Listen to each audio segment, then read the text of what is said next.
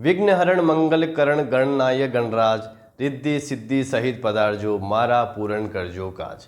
मेरे सभी प्रिय दर्शकों को गणेश चतुर्थी की बहुत बहुत हार्दिक शुभकामनाएं। मैं अंकुर जोशी आप सभी का इस विशेष कार्यक्रम में बहुत बहुत स्वागत करता हूं। आप मुझे फेसबुक के पेज पर भी देख सकते हैं। मेरे फेसबुक पेज को आप लाइक करें।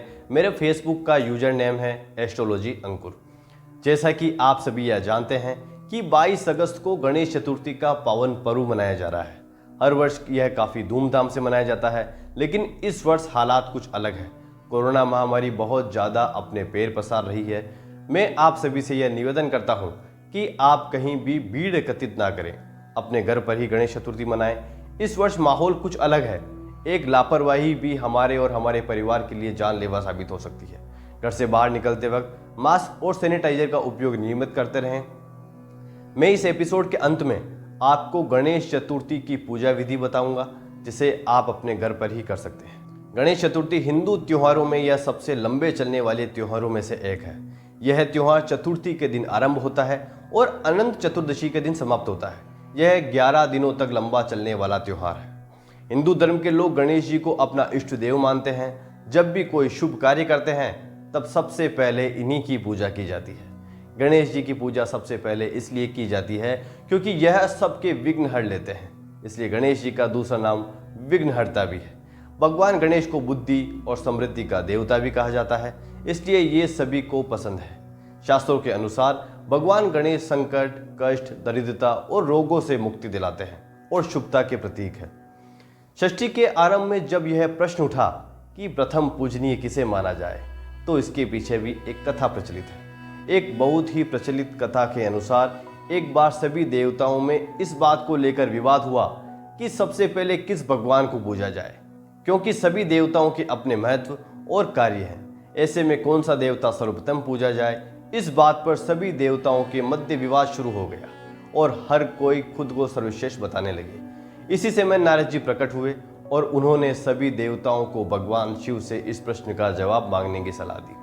सभी देवता भगवान शिव के समीप पहुंचे और अपना पक्ष रखने लगे। इस झगड़े को सुलझाने के लिए भगवान शिव ने एक योजना बनाई और प्रतियोगिता का आयोजन किया। शिव जी ने कहा कि जो भी देवता इस पूरे ब्रह्मांड की परिक्रमा लगाकर सर्वप्रथम मेरे पास पहुंचेगा वही विजयी होगा और उसे ही सर्वप्रथम पूजनीय माना जाएगा। ये बात सुनकर सभी देवता अपने अपने वाहनों पर बैठकर पृथ्वी के परिक्रमा लगाने निकल गए। गणेश जी ने भी इस प्रतियोगिता में हिस्सा लिया। जब सभी देवता पृथ्वी का चक्कर लगा रहे थे, तभी गणेश जी ने अपनी सूझबूझ से माता पिता शिव पार्वती के साथ परिक्रमा लगा ली। सभी देवगण जब पृथ्वी का चक्कर लगाकर भगवान शिव पार्वती के पास पहुंचे, तब तक गणेश जी को प्रतियोगिता का विजयी घोषित कर दिया था। इस बात को सुनकर सभी देवता और गणेश जी के भाई स्वामी कार्तिकेय भी अचंभित हुए। सबने कारण जानना चाहा। इस पर भगवान शिव ने सभी को बताया कि इस संसार में माता पिता को समस्त ब्रह्मांड एवं लोक में सर्वोच्च स्थान दिया गया है। माता के चरणों में ही समस्त संसार का वास होता है। इसी वजह से गणेश जी ने अपने माता पिता के ही परिक्रमा लगाई और इस प्रतियोगिता में विजयी हुए।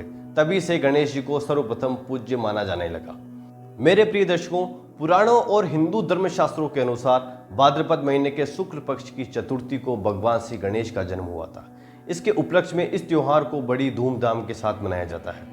यह चतुर्थी साल भर की चतुर्थियों में सबसे अहम होती है। चतुर्थी के दिन प्रत्येक घर, गली, मोहल्लों में गणेश जी की प्रतिमा को विराजमान किया जाता है। प्रतिमा को विराजमान करने से पहले सभी लोग बड़ी धूमधाम से नाचते बजाते गाते हैं। श्री गणेश जी की आरती के साथ गणेश जी की प्रतिमा को भी विराजमान किया जाता है। भगवान गणेश की आरती के बाद लोगों को भगवान गणेश के आशीर्वाद के रूप में प्रसाद दिया जाता है। ऐसा माना जाता है कि भगवान गणेश जी को खाने में मोदक यानी कि लड्डू और केले बहुत पसंद है, इसलिए प्रसाद भी लड्डू और केले का ही होता है। फिर 10 दिनों तक सुबह शाम गणेश जी की प्रतिमा की पूजा की जाती है। सभी लोग इस पूजा में भाग लेते हैं। इस दिन शहर के बड़े बड़े चौराहों पर रंग बिरंगी लाइट लगाकर हर तरफ रोशनी कर दी जाती है। प्रिय दर्शकों, गणेश जी का बाल रूप बच्चों द्वारा बहुत पसंद किया जाता है, इसलिए बच्चों द्वारा इन्हें बाल गणेशा कह के भी पुकारा जाता है। यह त्योहार प्रमुख रूप से महाराष्ट्र राज्य में मनाया जाता है। हालांकि वर्तमान में भारत के सभी राज्यों में गणेश उत्सव बड़ी धूमधाम से मनाया जाता है। गणेश चतुर्थी की तैयारियां लोगों द्वारा महीनों पहले ही प्रारंभ कर दी जाती है। यह अन्य त्योहारों की तरह एक दिन में समाप्त नहीं होता है, इस त्योहार को उत्सव के रूप में 10 दिनों तक मनाया जाता है। इस त्योहार की तैयारियों को लेकर मूर्तिकार मिट्टी और प्लास्टर ऑफ पेरिस की मूर्तियां महीनों पहले ही बनाना शुरू कर देते हैं। बाजारों में इस त्योहार के कुछ दिन पहले ही मूर्तियां सजनी प्रारंभ हो जाती है।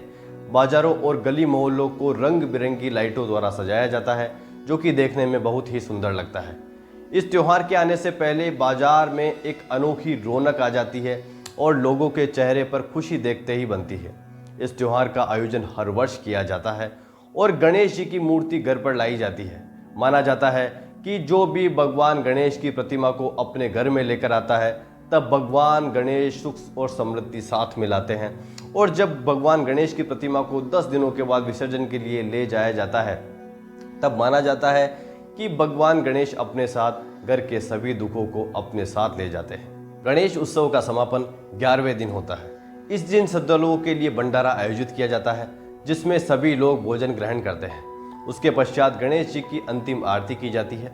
फिर गणेश जी की मूर्ति को नदी या समुद्र तक ले जाने के लिए एक सुंदर रथ में सजाई जाती है और पूरे शहर भर में झांकी और शोभा यात्रा निकाली जाती है। सभी लोग खूब हर्षोल्लास से इस शोभा यात्रा में भाग लेते हैं और गणेश जी के आगे बैंड बाजों की धुन पर मस्त मगन होकर नाचते हैं। सभी लोगों द्वारा भगवान गणेश की शोभा यात्रा निकालते समय खूब जोर जोर से गणपति बप्पा मोरिया के जयकारे लगाए जाते हैं और 10 दिनों तक पूजा करने के बाद 11वें दिन यानी कि अनंत चतुर्दशी के दिन अगले वर्ष जल्दी आना की मंगल कामना के साथ भगवान गणेश की प्रतिमा का विसर्जन कर दिया जाता है।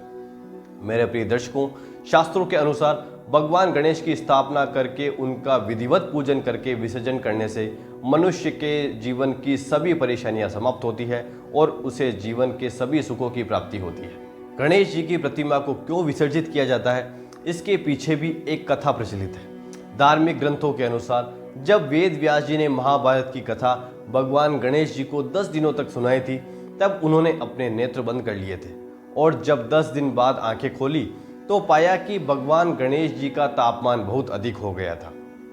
फिर उसी समय वेद व्यास जी ने उन्हें निकट स्थित कुंड में स्नान करवाया था, जिससे उनके शरीर का तापमान कम हुआ।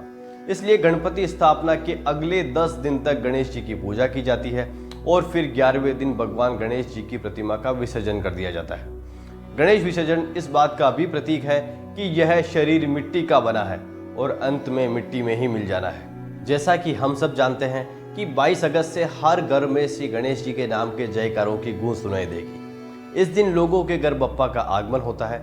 लोक मान्यता के अनुसार वैसे तो बप्पा को घर में 10 दिन रखने की परंपरा है, लेकिन लोग इन्हें अपनी इच्छानुसार घर में रखते हैं। कोई इन्हें 1 दिन के लिए लाता है, तो कोई इन्हें 3 दिन, तो कोई 4 दिन के लिए घर लाता है। क्योंकि हिंदू धर्म में कोई भी पूजा, हवन या मांगलिक कार्य भगवान गणेश जी की स्तुति के बिना अधूरा है। यही कारण है कि गणेश चतुर्थी यानी कि भगवान गणेश के जन्मदिवस को पूरे देश में उत्साहपूर्वक मनाया जाता है। इस हिंदू त्योहार का केवल धार्मिक महत्व नहीं है, बल्कि यह राष्ट्रीय एकता का भी प्रतीक माना जाता है। इतिहास के पन्नों पर गौर किया जाए तो आज़ादी से पहले लोकमान्य तिलक ने पूरे देश की जनता के बीच एकता को बढ़ाने के लिए इस पर्व को मनाने का फैसला किया था। छत्रपति शिवाजी महाराज के काल में भी यह पर्व धूमधाम से मनाया जाता था। हिंदू धर्म के धार्मिक ग्रंथों में गणपति के जन्म को लेकर कुछ पौराणिक कथाएं प्रचलित है, जिनमें से एक के अनुसार माता पार्वती ने खुद के शरीर को हल्दी का लेप लगाया था और उस हल्दी से एक बालक की आकृति की मूर्ति बनाई। फिर उन्होंने अपनी दिव्य शक्ति से उस मूर्ति में प्राण फूंक दिए, जिसके पश्चात उस मूर्ति ने भगवान गणेश का रूप ले लिया। लेकिन भगवान गणेश को सभी देवताओं के द्वारा तब जाना गया जब मां पार्वती ने अपने पुत्र गणेश को कहा कि वे महल के द्वार पर जाकर खड़े हो जाए, क्योंकि वह स्नान कर रही है, और आदेश दिया कि किसी को भी महल के अंदर आने ना दिया जाए। पुत्र गणेश जी मां की आज्ञा का पालन करते हुए द्वार पर जाकर खड़े हो गए। तभी संयोगवश वर्षों की तपस्या के बाद भगवान शिव, जो कि बालक गणेश के पिता है, वे आए और महल के अंदर प्रवेश करने लगे। तभी बालक गणेश ने उन्हें रोक लिया। भगवान शिव ने बाल गणेश को बहुत समझाया, लेकिन बालक गणेश नहीं माने और मां पार्वती के दिए आदेश पर अटल रहे। भगवान शिव को इस बात पर क्रोध आ गया और उन्होंने बालक गणेश के सिर को धड़ से अलग कर दिया। इस समय भगवान शिव को पता नहीं था कि यह बालक उनका ही पुत्र है।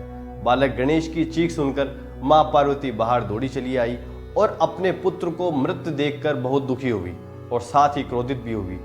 जब मां पार्वती ने भगवान शिव को बताया कि यह उनके ही पुत्र हैं, तो भगवान शिव को अपनी गलती का एहसास हुआ और भगवान शिव ने हाथी का सिर अपने दिव्य शक्ति से उसे अपने पुत्र गणेश के धड़ से जोड़ दिया और बालक गणेश फिर से जीवित हो गए। इस समय सभी देवताओं ने बाल गणेश को अपनी विभिन्न शक्तियां दी। अब जानते हैं कि गणेश उत्सव कब से मनाया जाता है। यह उत्सव वैसे तो कई वर्षों से मनाया जा रहा है, लेकिन सन 1893 से पूर्व यह केवल घरों तक ही सीमित था। उस समय सामूहिक उत्सव नहीं मनाया जाता था और न ही बड़े पैमानों पर पंडालों में इस तरह मनाया जाता था। सन 1893 में बाल गंगाधर तिलक ने अंग्रेजों के विरुद्ध एकजुट करने के लिए एक पैमाने पर इस उत्सव का आयोजन किया, जिससे बड़े पैमाने पर लोगों ने बढ़ चढ़कर हिस्सा लिया और इस प्रकार पूरे राष्ट्र में गणेश चतुर्थी मनाया जाने लगा। बाल गंगाधर तिलक ने यह आयोजन महाराष्ट्र में किया था, इसलिए यह पर्व पूरे महाराष्ट्र में बढ़ चढ़कर मनाया जाने लगा। तिलक उस समय स्वराज के लिए संघर्ष कर रहे थे और उन्हें एक ऐसा मंच चाहिए था जिसके माध्यम से उनकी आवाज़ अधिक से अधिक लोगों तक पहुंचे, और तब उन्होंने गणपति उत्सव का चयन किया और इसे एक भव्य रूप प्रदान किया, जिसकी छवि आज तक पूरे महाराष्ट्र में देखने को मिलती है। भगवान गणेश जी के भक्त इस दिन का व्रत भी रखते हैं। भादो मास की इस चतुर्थी का व्रत रखने से सभी प्रकार के संकटों से छुटकारा मिलता है और आपकी इच्छा पूरी होती है। साथ ही संतान सुख की प्राप्ति और उसकी लंबी आयु की कामना के लिए खास तौर पर माताओं को यह व्रत अवश्य रखना चाहिए। कहा जाता है कि व्रत रखने से भगवान गणेश खुश होते हैं और अपने भक्तों की मनोकामनाएं पूरी करते हैं। अब हम देखेंगे कि गणेश पूजन के लिए मुहूर्त क्या है। 22 अगस्त को गणेश चतुर्थी है और उस दिन सुबह 11:06 से दोपहर 1:39 तक सर्वश्रेष्ठ मुहूर्त है। इसकी अवधि है 2 घंटे और 33 मिनट। अब हम ये समझेंगे कि गणेश चतुर्थी की पूजा अर्चना आप घर पर ही कैसे कर सकते हैं। सबसे पहले आप एक छोटी सी मूर्ति घर ले आएं। फिर गणेश चतुर्थी के दिन सबसे पहले स्नान करके लाल वस्त्र धारण करें, क्योंकि लाल वस्त्र भगवान गणेश जी को सबसे ज़्यादा प्रिय है। पूजा के दौरान गणेश जी का मुख उत्तर या पूर्व दिशा में ही रखें। अब उनकी पूजा आराधना शुरू करें। सबसे पहले पंचामृत से गणेश जी का अभिषेक करें। पंचामृत में आप सबसे पहले गणेश जी का अभिषेक दूध से करें, फिर दही से करें, फिर घी से करें, फिर शहद से करें और फिर गंगा जल से या शुद्ध जल से करें। इस तरह पंचामृत अभिषेक कीजिए। इसके बाद रोली और कलावा गणेश जी पर चढ़ाएं। उसके पश्चात सिंदूर गणेश जी को बहुत प्रिय है, उनको सिंदूर भी चढ़ाएं। रिद्धि सिद्धि के रूप में 2 सुपारी चढ़ाएं और पान चढ़ाएं। उसके पश्चात फिर फूल फल चढ़ाएं और फूल में गणेश जी को पीला कनेर बहुत प्रिय है, पीला कनेर चढ़ाएं और दुर्वा चढ़ाएं।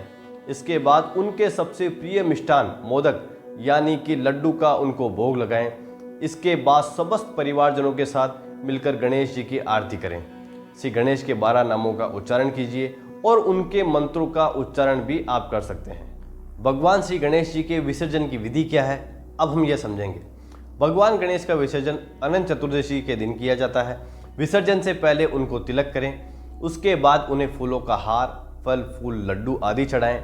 इसके बाद भगवान गणेश जी के मंत्रों का उच्चारण करें और उनकी आरती उतारें।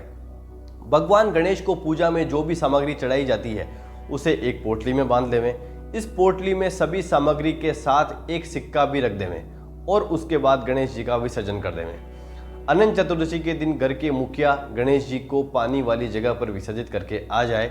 याद रहे, घर के सदस्य इकट्ठे कहीं ना जाए। यदि कोरोना की वजह से लॉकडाउन हो तो आप घर की छत पर ही पानी के पात्र में ही विसर्जित कर देवें। फिर जब भी हालात सामान्य हो तब आप वो पानी मूर्ति के साथ किसी बड़े जलाशय में बहा देवें। उम्मीद है कि आपको यह एपिसोड काफ़ी पसंद आया होगा। आप अपने परिवारजन, स्वयं और अपने मित्रों का विशेष ख्याल रखें।